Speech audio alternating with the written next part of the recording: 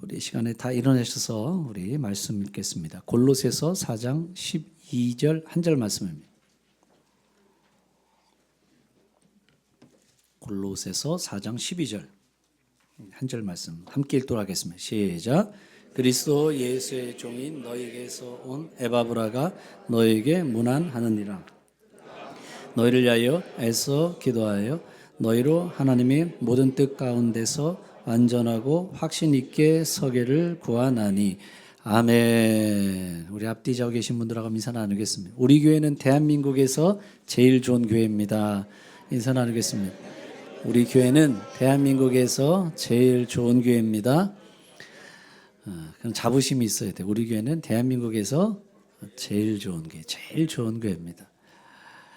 우리가 이 세상을 살아갈 때 맡겨진 일들을 감당하며 살아가야 됩니다. 사업하는 분들은 또 사업에 맡겨진 일들이 있죠. 직장 다니시는 분들은 직장 안에서 내게 맡겨진 일이 있고, 또 학생들이라고 한다면 학교 안에서 내게 맡겨진 일들이 있습니다. 그런데 문제는 내게 맡겨진 이 많은 일들을 이루어갈 때 내가 열심히 하고 내가 노력만 하면 다 이루어질 수가 있을까요? 그거는 안 되는 거예요. 내가 열심히 하고 내가 최선을 다해야 되는 거지만 내가 열심히 하고 최선을 다하는 것만으로는 어렵습니다. 왜냐하면 우리는 사람들과 관계하며 살아가기 때문입니다. 사업도 사업의 파트너와 함께 관계하는 거잖아요. 직장 생활도 마찬가지입니다. 직장 생활도 나 혼자 하는 게 아니라 직장 생활에 함께하는 사람들이 있죠. 그 사람들과 함께 관계해야 되고, 학교 다니는 아이들 보세요. 학교 생활이 어려운 가운데 한 가지가 뭐냐면 아이들과의 관계예요, 관계. 우리 아이들이 학교에서 왕따 당한다. 그건 관계가 어려워지는 거잖아요. 그래서 이 관계가 좋아져야 내게 맡겨진 모든 일들을 잘 감당할 수 있게 되는 겁니다. 그러면 내가 맡겨진 일들을 잘 감당하기 위해서 내 주변에 있는 사람들과 좋은 관계를 이어가야 되는데, 어떻게 하면 주변에 있는 사람들과 좋은 관계를 이루어갈 수 있느냐? 그것은 다른 사람의 마음을 얻는 겁니다. 상대방의 마음을 얻는 겁니다. 그럼 좋은 관계를 이뤄가는 거예요. 따라해 보세요. 상대방의 마음을 얻어야 한다. 뭘 얻어야 돼요? 마음을 얻어야 돼요. 상대방의 마음을 얻어야 되는 겁니다. 해마다 서울에 있는 코엑스라는 곳에서 덴마크 하우스 오브 덴마크라고 하는 전시회를 갖게 됩니다. 이 덴마크가 가구로 유명하잖아요. 덴마크 사람들은 처음 직장을 가게 되면 첫 월급을 탈 때 자기가 일평생 사용할 의자를 산다고 합니다. 그게 덴마크의 문화라는 거예요. 그래서 첫 월급에 자기의 전부를 다 쏟아보면서 의자를 하나 사요. 퇴근하고 나오면 집에 돌아왔을 때 그 산 의자에 누워서 쉬는 거예요. 그래서 그 의자를 평생을 쓴다고 합니다. 그런 문화를 가지고 있어요. 한 번은 우리나라 분이 이 덴마크에 그 좋은 의자를 하나 구입을 하게 됐습니다. 근데 사용하다 보니까 이게 고장이 났어요. 수리를 맡게 될 그런 상황이었습니다. 그런데 해마다 코엑스에서 이 가구 전시회를 하니까 이분이 자기가 산 브랜드가 거기에 전시하는 걸 알고 그 의자를 가지고 갔습니다. 가지고 가서 그 회사에 이야기를 한 거예요. 이 의자가 고장이 났는데 이 의자를 좀 수리했으면 좋겠습니다. 이야기를 했습니다.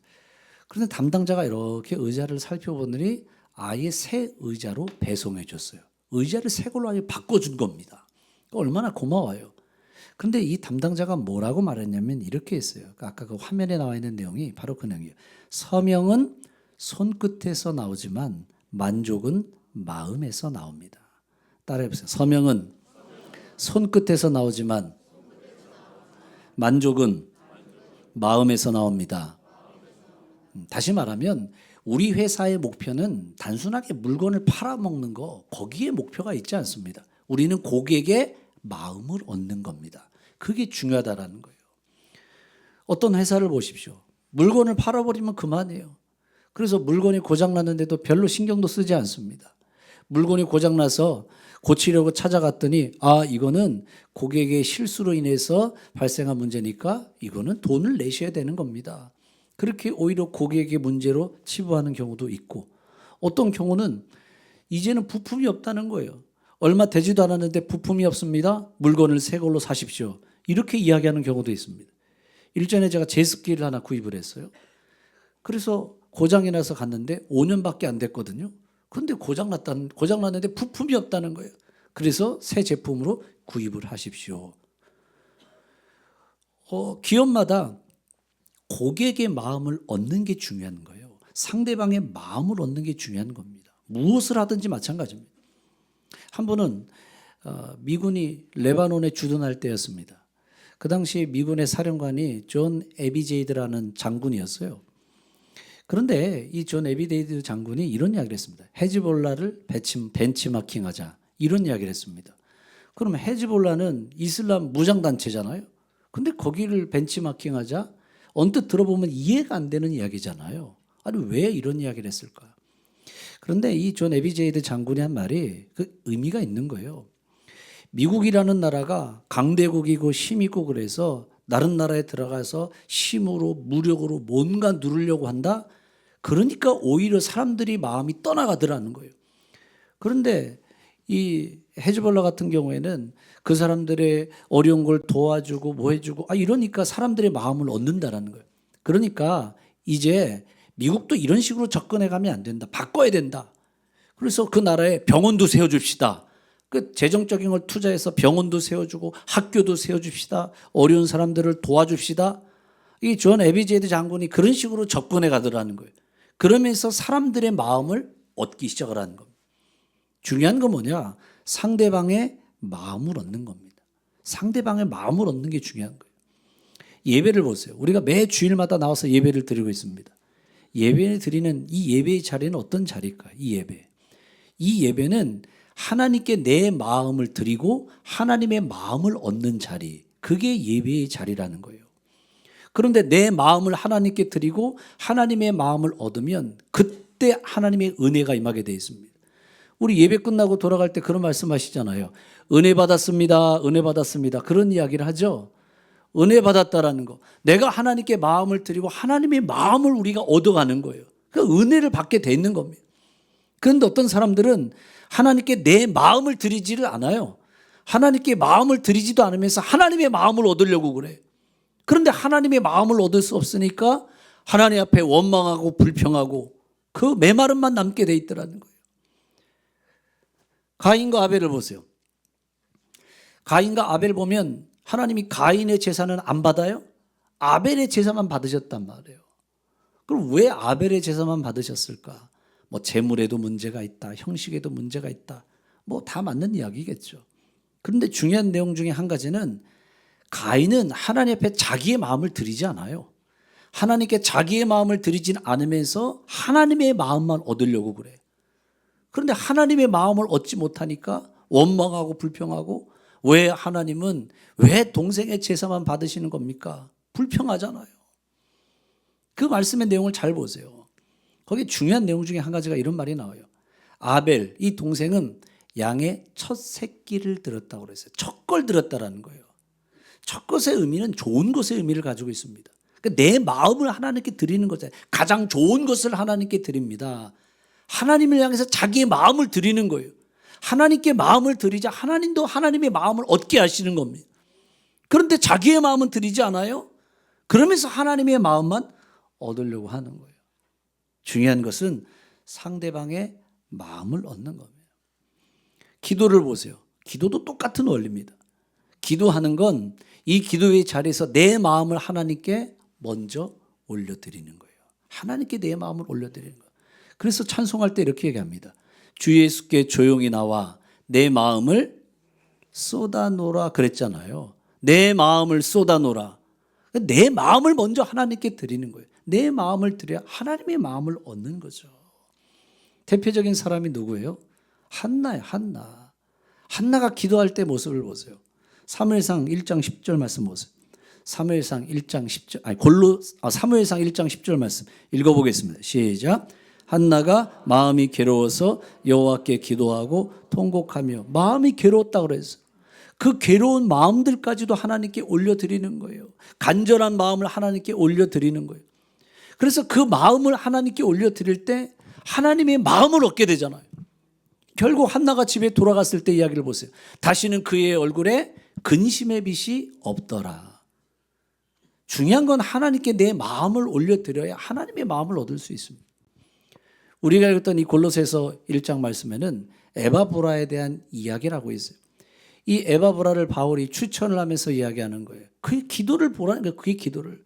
그의 기도는 자신의 마음을 하나님께 올려드리고 그리고 하나님으로부터 그 마음을 얻어요. 우리도 마찬가지 아니겠습니까? 마음을 다하는 기도, 내 전심을 다하는 기도, 하나님 마음을 얻어요.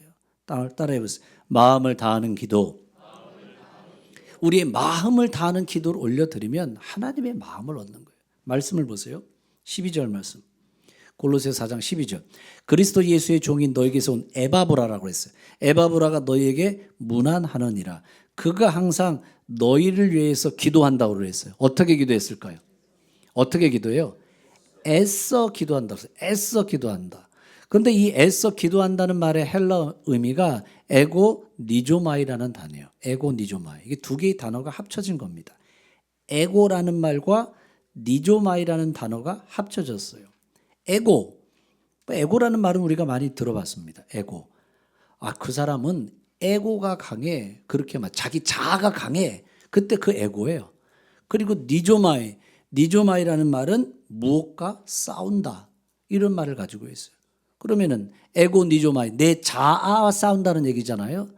내 생각, 그리고 내 이성, 내 논리, 내 방법, 이걸 싸운다. 이걸 내려놓는다. 그게 애써서 기도한다는 거예요. 하나님 앞에 기도할 때 내 생각을 내려놓습니다. 내 방법을 다 내려놓습니다. 그리고 오직 하나님께로만 향합니다. 전심을 다하는 모습. 그게 애써 기도했다. 그게 에고 니조마이라는 말인 거예요. 하나님 앞에 자기의 마음을 전심을 다해서 올려드리는 거예요. 그때 하나님의 마음을 얻는 거죠. 참 재밌는 거는 이게 영어 표현이 재미있어요. 이 애써 기도했다라고 말하는 이 영어 표현이 always wrestling prayer라고 기록을 해놨어요. 이 말이 참 재밌잖아요.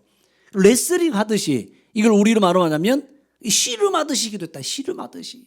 전심을 다해서 애써서 씨름하듯이 그렇게 기도했다. 그런 대표적인 사람이 야곱입니다. 야곱이 야복강가에서 천사와 씨름하잖아요. 그게 바로 애써 기도하는 거예요. 씨름하듯이 기도하는 거예요. 그런데 그 씨름은 기도 싸움인 거잖아요. 야곱이 이렇게 이야기를 합니다. 나에게 축복해 주지 않으면 난 당신을 보낼 수 없습니다. 끝까지 붙잡고 늘어지잖아요. 이런 우리가 기도의 자리에 나올 때 기도하는 모습이 이와 같습니다. 애써 기도하고 씨름하듯이 기도하는 거. 그건 하나님, 오늘 이 자리에서 나에게 응답해 주시지 않으면 나는 이 자리를 떠나지 않겠습니다. 그게 애써 하는 기도, 씨름하듯이 하는 기도, 전심을 다하는 기도, 내 마음을 드리는 기도라는 거예요. 그런데 기도의 자리에 나올 때 응답하면 좋고 아니면 말고, 그런 기도는 애쓰는 기도, 씨름하듯 하는 기도가 아니에요. 그런 기도는 내 마음을 드리는 기도가 아니에요. 그렇게 기도하기 때문에 하나님의 마음을 얻지도 못하는 거예요. 우리가 이 기도에 나올 때는 어떻게 기도해야 될까요?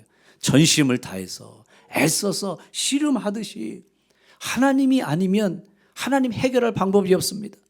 제가 늘 이야기하는 것처럼 세상이 나를 외면하면 나는 하나님께로 갈 수 있지만 하나님이 나를 외면하시면 나는 더 이상 갈 곳이 없습니다. 하나님밖에 없습니다.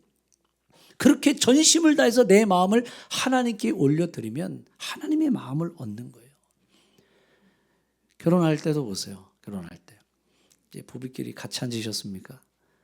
그러면 한번 쳐다보세요. 배우자를 한번 쳐다보세요. 어떻게 결혼하신 거예요? 결혼할 때 이 사람 저 사람 다 찔러보고 다니면서 그 중에 하나 걸리면 결혼하자. 그래서 결혼하셨어요? 그렇게 하면 결혼을 못하죠. 오로지 이 한 사람밖에 없다. 그래서 그 한 사람을 향해서 전심으로 계속 그 사람에게 이야기하는 거잖아요. 혹시 시간 있으세요? 오늘 저녁에 시간 있으세요? 혹시 식사 한번 같이 할까요? 계속해서 가는 거예요. 그래야 그 상대방의 마음을 얻는 거지. 한두 번 이야기했는데 별로 반응이 없어. 그래서 그냥 돌아서면 상대방의 마음을 얻을 수 없는 거죠. 이런 말 있잖아요. 10번 찍어 안 넘어가는 나무가 없다. 그런 얘기 하잖아요. 10번을 찍었는데도 안 넘어가. 그래서 10번 찍어도 안 넘어가는 나무가 있나 보다. 그렇게 포기하고 떠나가면 상대방의 마음을 못 얻죠. 그러면 아마 상대방이 그럴 거예요. 아예 한 번 더 찍어보지. 한 번만 더 찍어봤으면 넘어갔을 텐데. 그 한 사람만을 향해서 전심을 다해서 내 마음을 쏟아보면 상대방의 마음을 얻게 돼 있어요. 뭐 이야기 하시잖아요. 같은 학교에 다니는 또 형제하고 자매, 그러니까 이게 청년들이 소개팅을 나갔어요. 근데 형제가 보니까 자매가 너무 마음에 드는 거예요. 쫓아다니는 거예요. 계속 쫓아다니면서 시간 좀 내주실래요? 저하고 함께 차 한잔 마실까요? 계속 쫓아다니는 거예요. 근데 이 자매가 형제가 마음에 안 드니까 계속 거절하는 거예요. 저 같이 식사 좀 할까요? 다이어트 중이에요. 같이 하기 싫다는 거지. 아, 그러면 같이 영화 보러 갈까요? 저 생맹이에요. 안 만나기 싫다는 얘기인 거죠. 그런데 계속 찾아가서 시간 좀 내주실래요? 같이 우리 식사할까요? 계속 하는 거예요. 한 번은 비가 오는 날인데 이 자매가 독서실 6층에서 공부를 하고 있어요. 이 형제가 그걸 보고 바로 옆에 탁 달라붙어서 공부하는 거예요. 이 자매는 싫은 거죠. 근데 이 자매가 커피가 마시고 싶어서 6층 로비로 나가보니까 하필이면 자판기가 고장이 난 거야. 형제가 그 자매의 마음을 알아차렸어요. 그래서 1층에 있는 자판기에 커피를 뽑으러 우당탕탕탕 내려간 거예요. 그래서 커피를 뽑아서 그 양손에 그 뜨거운 커피를 들고 헐레벌떡 막 올라오는데 얼마나 열심히 뛰었는지 그 커피가 컵 바깥으로 다 흘러나와서 얼마나 뜨겁겠어요. 근데 자매가 그걸 보면서 아유, 저거 뜨겁지 않나? 뜨거울 거 아니에요? 그런데 너무 빨리 뛰어 올라오니까는 커피가 다 흐른 거야. 얼마 남지도 않았어. 그런데 그 자매 앞에서 커피 2잔을 딱 보여주면서 그 한 잔을 다른 한 잔에다가 다 부어서 한 잔을 만들어줬어요. 이럴 줄 알고 내가 2잔을 뽑아왔지. 그리고 내밀었단 말이에요.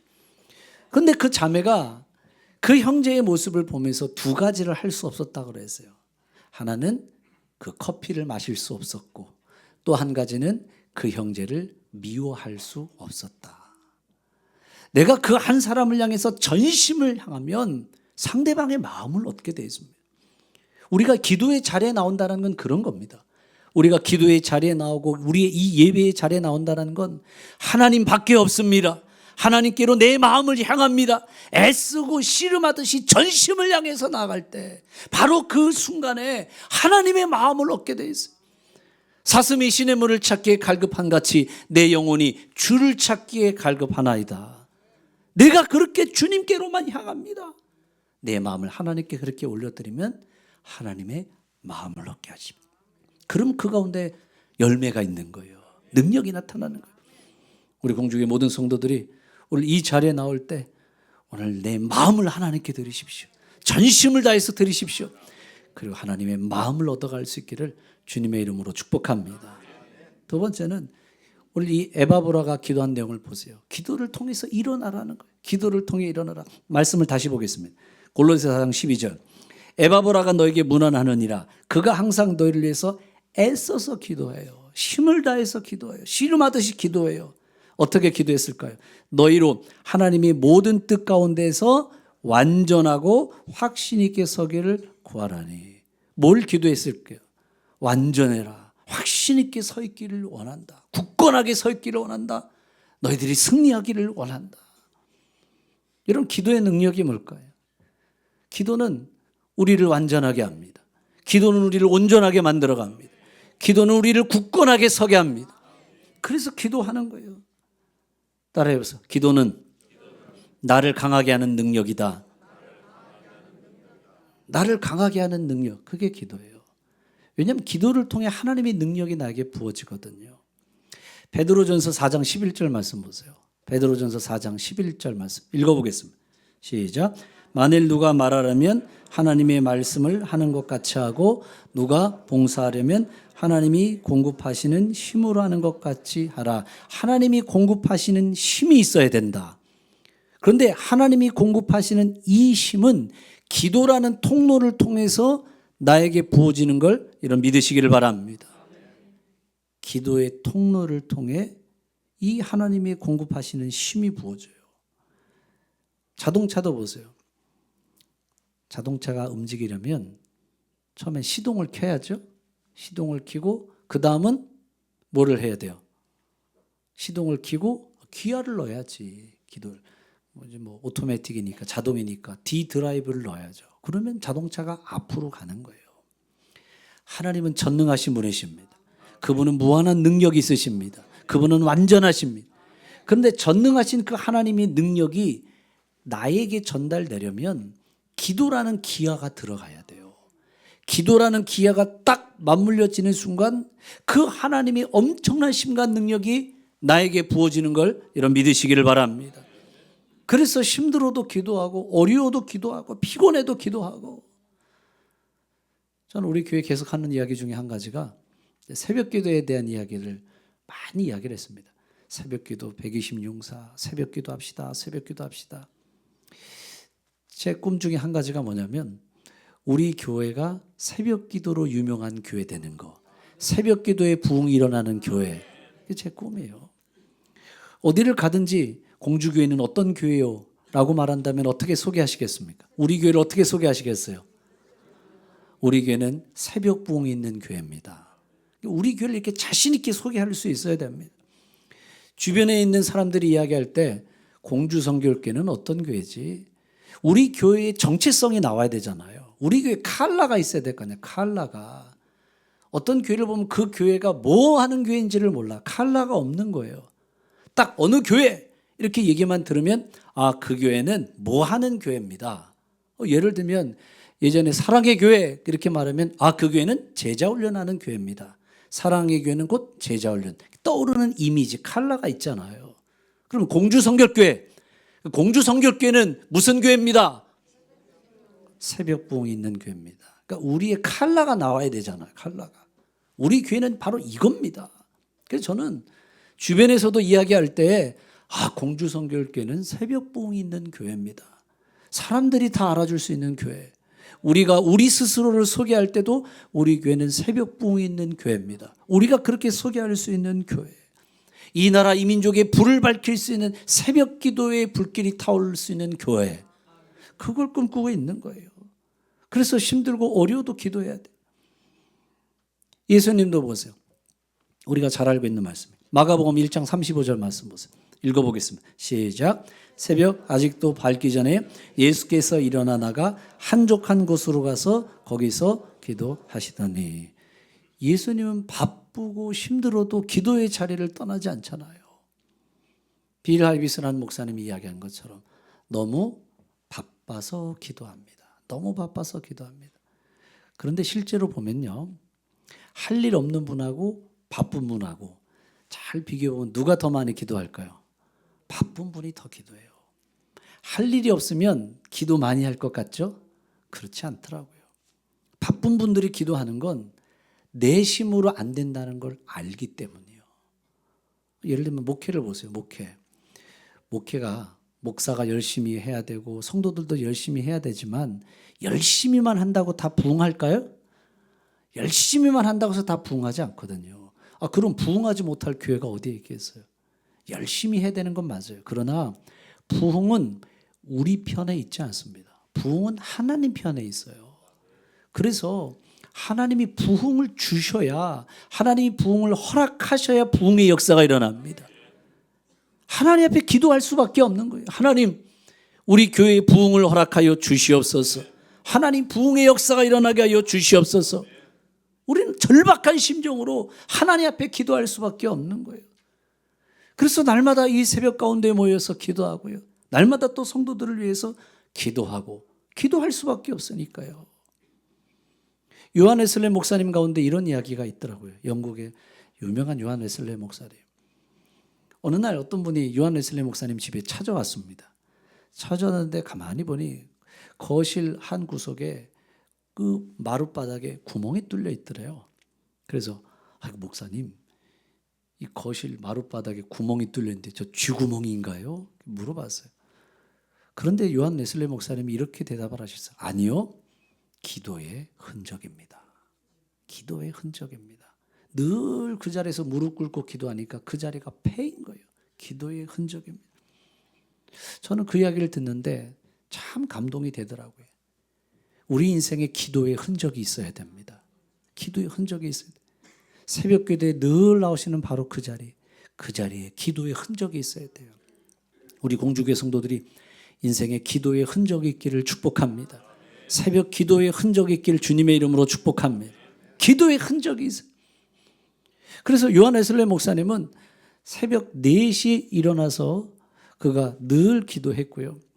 그 바쁜 와중 속에서도 기도하니까 하나님이 주시는 그 힘과 능력이 있어요. 요한 웨슬레 목사님이 사역했던 그 거리, 복음을 전하기 위해서 다녔던 그 거리가 계산해 보면요, 지구 10바퀴를 돈 거리였대요. 엄청나게 먼 거리를 돌아다닌 거예요. 그리고 평생 200권에 달하는 책을 썼고, 그리고 죽기 바로 5일 전 35km 떨어진 곳에 가서 복음을 전하고 돌아오셨대요. 그가 어떻게 그런 힘과 능력을 얻을 수 있었을까? 기도를 통해서 하나님이 부어주시는 거예요. 결국 그 기도를 통해서 굳건하게 하시고, 기도를 통해서 완전하게 하시고, 기도를 통해서 승리하게 하십니다. 인생의 승리가 기도에 담겨 있는 걸 여러분 믿으시기를 바랍니다. 그래서 우리 공주교회 성도들이 날마다 기도의 흔적이 있어야 돼요. 날마다 기도의 흔적을 만들어 가십시오. 새벽 기도의 흔적을 만들어 가십시오. 기도의 흔적을 통해서 승리의 역사를 이루어갈 수 있는 저와 여러분이 되길 주님의 이름으로 축복합니다. 마지막 세 번째는 기도의 본을 보여야 돼요. 따라해보세요. 기도의 본을 보여야 한다. 바울이 에바브라를 추천했습니다. 왜 그를 추천했을까요? 그는 애써서 기도하는 사람. 애써서 너희들을 위해서 늘 기도하고 있다. 본을 보여주는 거예요. 본을. 바울도 보세요. 바울도 디모데에게 본을 보여주잖아요. 디모데후서 3장 11절. 박해를 받으면 고난과 안디옥과 이고니아 루스들에서 당한 일과 어떠한 박해를 받은 걸 네가 보고 알았지 않냐. 너도 다 알고 있지 않냐. 그런데 그 온갖 박해와 핍박 속에서도 하나님께서 나를 건지셨다. 네가 그걸 보지 않았느냐. 보여주는 거예요.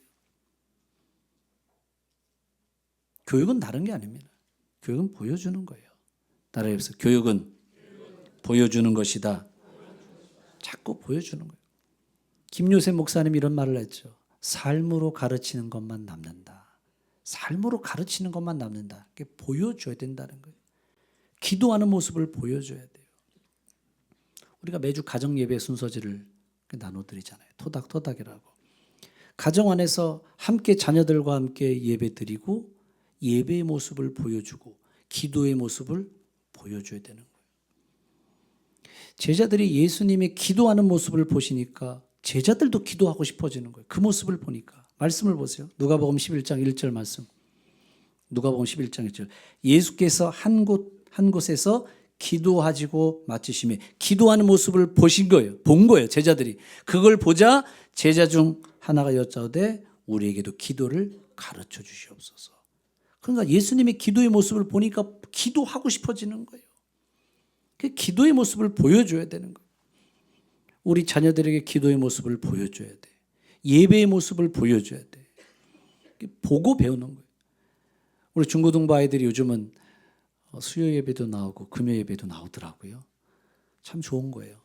그럼 우리가 함께 예배하는 모습을, 기도하는 모습을 보고 배우는 거잖아요. 보고 배우는 거예요. 그래서 나중에 우리의 자녀들이 우리 부모님들을 생각할 때 무슨 생각을 갖게 되겠어요? 아, 우리 아버지 어머니는 기도의 사람이었다. 저도 그런 생각들을 가끔 가질 때가 있습니다. 제가 이 세상을 떠날 때 과연 우리의 자녀들은 이 아빠를 어떤 모습으로 기억할까? 그런 생각을 가질 때가 있어요. 과연 우리 아이들은 아빠를 어떤 모습으로 기억할까? 저는 우리 아이들이 우리 아빠는 기도하는 사람이었어. 그 모습이 기억됐으면 합니다.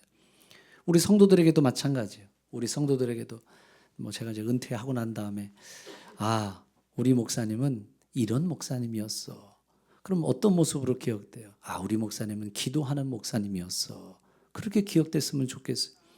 그래서 새벽마다 여기서 강단에 서서 기도하면서 성도님들이 써낸 기도 제목들을 가지고 한 명 다 이름 불러가고 내용을 가져오면서 기도하는 거예요. 그 써낸 기도 제목들이 있으시죠? 네, 그 기도 제목들 여기 뒤에 지금 있는데 그거를 1월달 한 달만 기도하는 게 아니라 1년 내내 기도하는 거예요. 전부 다 한 명씩 불러가면서 내용을 다 이름 불러가면서 그렇게 기도하는 겁니다. 내년에 가면 또 새로운 기도 제목들 써내시겠죠?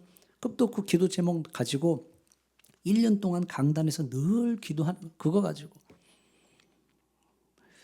제가 잘 아는 목사님 어머니의 이야기를 한번 드렸습니다. 제가 잘 아는 목사님의 그 어머니의 그 기도 제목은 새벽 기도하다 세상 떠나는 거. 그게 그 어머니의 유언 아닌 유언이었습니다. 그런데 늘 그걸 놓고 기도하시는데 정말 그 유언대로 그 기도대로 됐어요. 새벽 기도가 끝나고 성도들이 다 돌아가셨는데 집으로 가셨는데 권사님만 보면 그대로 남아 있는 거예요. 그래서 목사님이 권사님 이제 집에 가셔야죠. 보니까 움직이지 않아요. 미동조차 없어요. 돌아가신 거예요. 그래서 자녀들을 불렀어요. 그래서 어머님이 지금 이상하다. 돌아가신 것 같다. 그래서 자녀들이 와서 보니까 새벽 기도 나와서 기도하는 그 모습 그대로 돌아가신 거예요. 그 모습을 바라보는 자녀들의 마음에 감동이 될까 안 될까요? 감동이 되죠. 그 모습 그대로 돌아가신 모습을 보니까 얼마나 감동이 되는지 몰라요. 그 어머님의 모습을 기억하고 그리고 자녀들이 기도의 자리를 떠날 수가 없는 거예요. 기도의 모습을 보여줘야 되는 겁니다. 과연 나는 우리 자녀들에게 어떤 모습으로 기억될까? 우리 자녀들에게 어떤 모습을 보여줄 수 있을까? 우리 공주교회 모든 성도들이 오늘 자녀들에게 기도의 모습으로 기억될 수 있기를 축복합니다. 기도의 모습을 보여주십시오. 그래서 이 기도의 모습이 우리 자녀들 가운데도 흘러가게 하셔서 우리 모든 성도들의 가정마다 기도하는 가정, 기도하는 명문 가정, 명문 가문을 이루어갈 수 있기를 주님의 이름으로 축복합니다.